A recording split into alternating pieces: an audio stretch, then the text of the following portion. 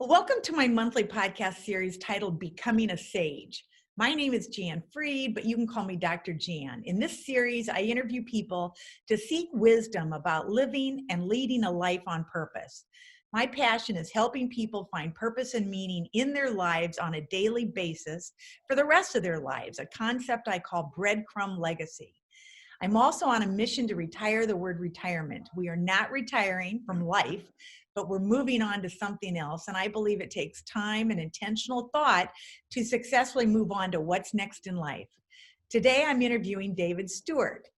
David is the founder and face of Ageist. He's a passionate champion and leading authority on the modern 50-plus lifestyle and the mindset and aspirations that drive this influential demographic. He recently keynoted the Global Wellness Summit in Singapore. And prior to launching Ageist, David enjoyed an award-winning career as a photographer specializing in people-oriented advertising. So for more information about David, please refer to the bio posted at the end of this podcast. Well, welcome to the series, David. Thank you. Great to be here.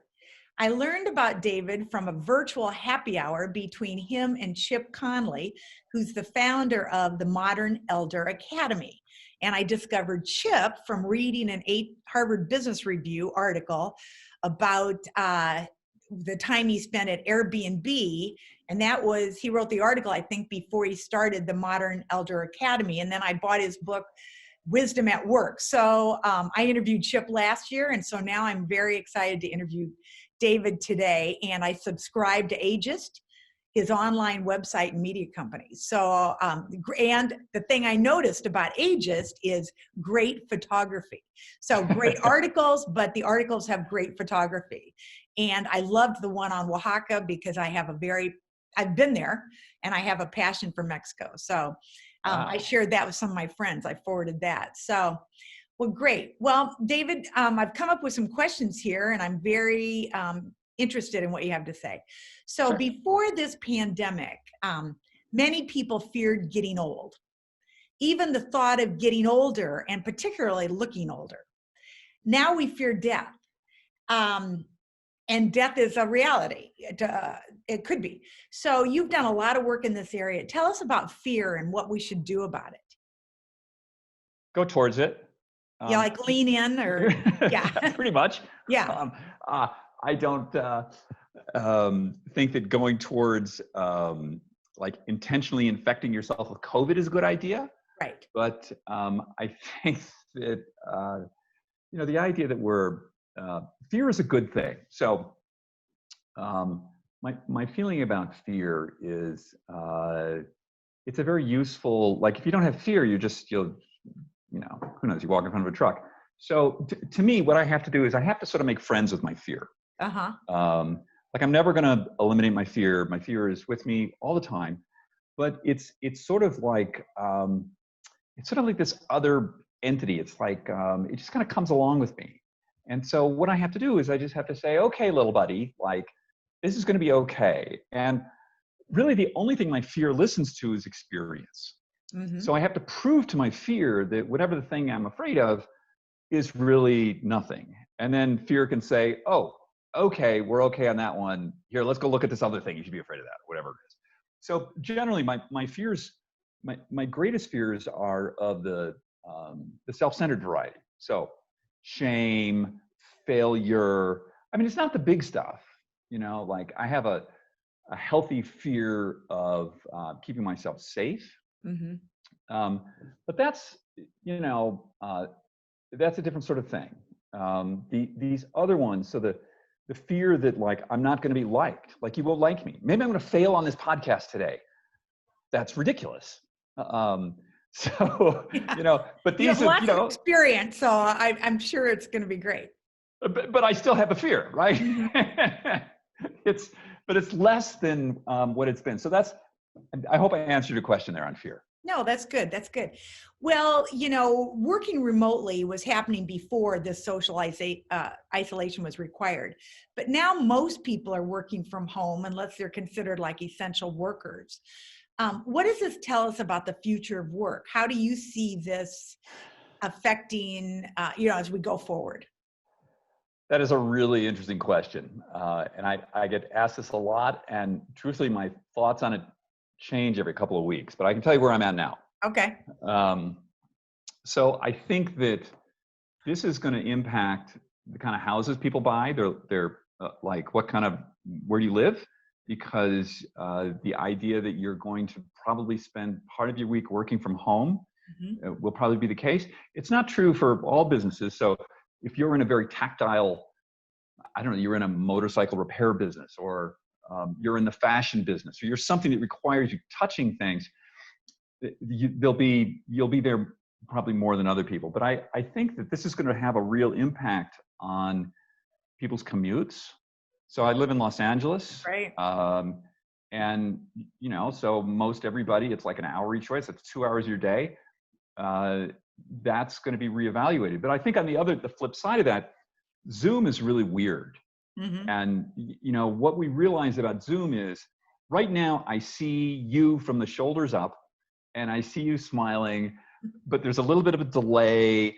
But if there were 10 people on here, the human feedback I get off of Zoom is incredibly limited, right? I can hear your voice when you speak, but I can't, there's all this other information I'm losing, which brings me back to the first thing you asked me about fear, right? So since I'm not getting all this feedback from you and my coworkers, the little voices in my head start chattering around about whatever, and I think that, and God knows what.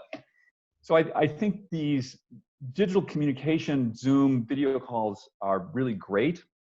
I think it helps sort of slow, in a way, it makes people a little more efficient because it slows us down. But on the other hand, we're missing out on, I'm going to say probably 90% of human communication is gone because of the way we're doing this. No, excellent. Very much. Well, we're stuck at home and service industries are really struggling. I heard it may be a couple of years before people feel comfortable traveling, particularly outside of the United States. What are you predicting about the future of travel? Well, again, my thoughts are somewhat volatile on this. I think business travel is going to be radically reevaluated. I know I spoke to somebody last week. His yearly travel budget for his company was $500,000. He's in a different country every 3 days. So I'm sure him and his company are having a hard reevaluation of that right now.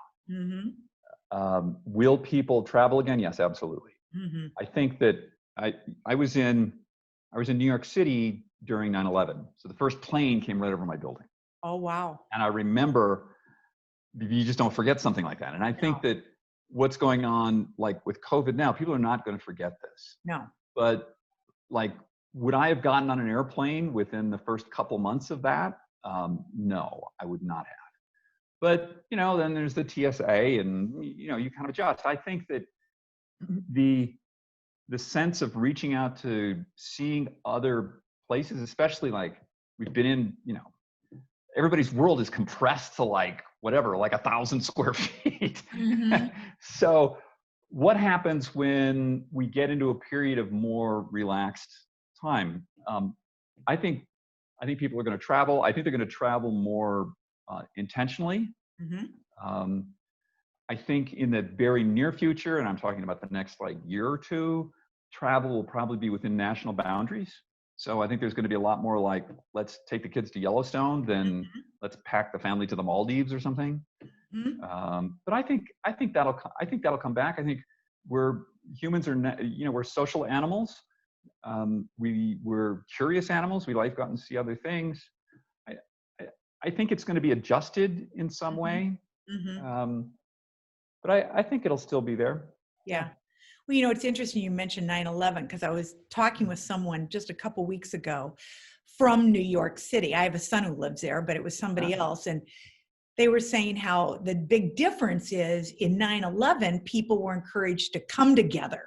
We have to come together as a community. And I think what's so devastating about this, in particular, people who are losing loved ones, whether it's to COVID-19 or not, they're, people die from other reasons, or tragic, accidents, we can't come together. And I think that is what is so devastating about all of this. So, well, you and I both study aging, and every one of us is getting older by the day, and you and I know that.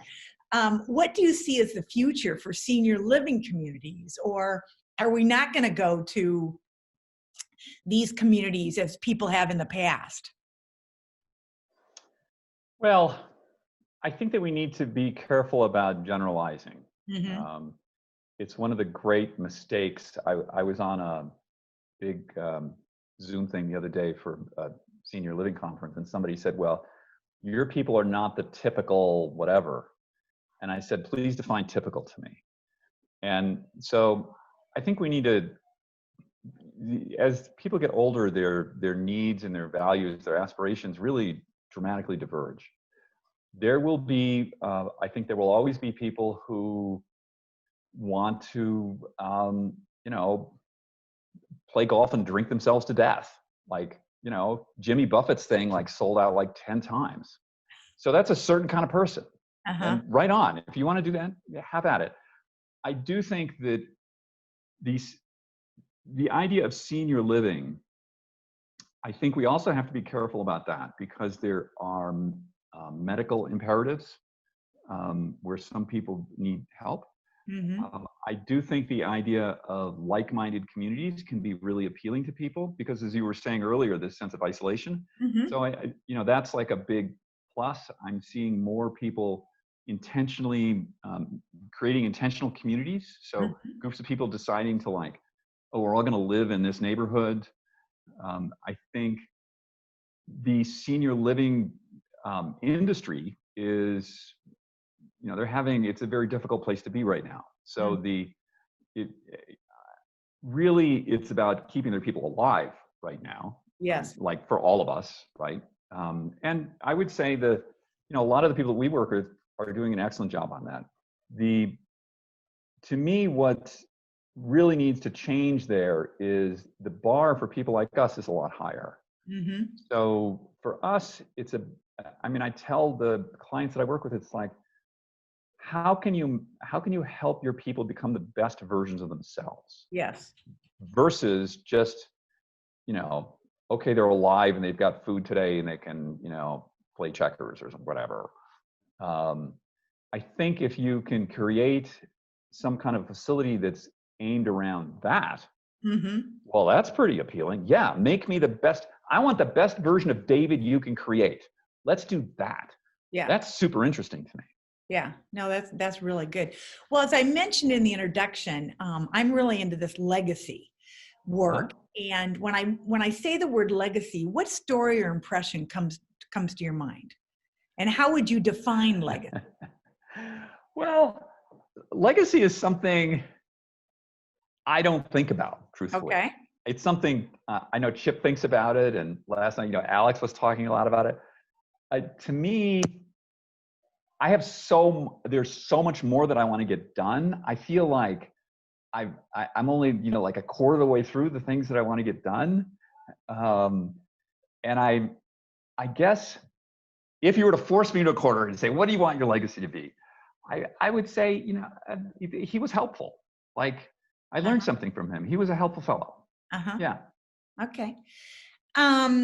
Well, I always like to ask, what else should I have asked that I didn't ask that you would like people to know? Because, Ageist is a great source of information, great resources. What's your main message that you want people to remember here? Words of wisdom. I get a lot of people, they come to me and they say, I'm such and such age, I can't get a job, this is terrible, it's ageism, that sort of thing. Mm-hmm. And first of all, that's not true. My head of brand relations, who's a woman who's 59, got poached by another company 2 days ago because, so that's not true. I got to replace her. Right. So what I think is that hard stuff requires hard work.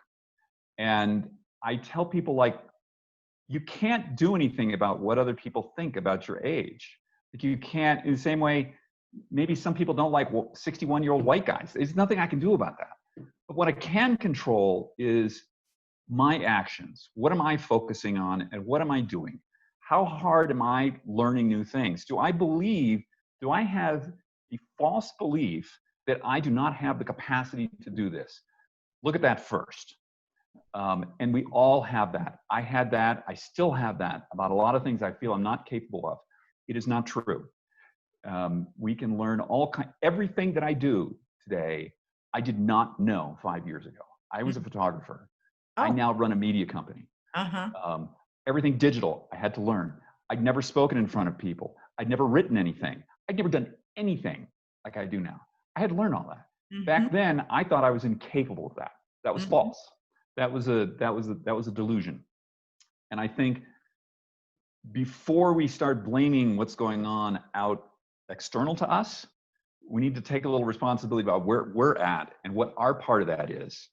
And are these delusions of incapacity really just an excuse to justify where we're at? That's a hard one. That's a really hard one to swallow. But I know I'm in that camp. And I've got to, that's my problem. That's my challenge that I got to take care of. Yeah. No, that's excellent. Well, you've given us a lot to think about, David, and I like to say the emphasis in this series is on learning how to make the rest of life the best of life. Yeah. So may the rest be the best for you. Oh, thank you so much. It's really wonderful to be here. I've really enjoyed it. Okay. Thank you.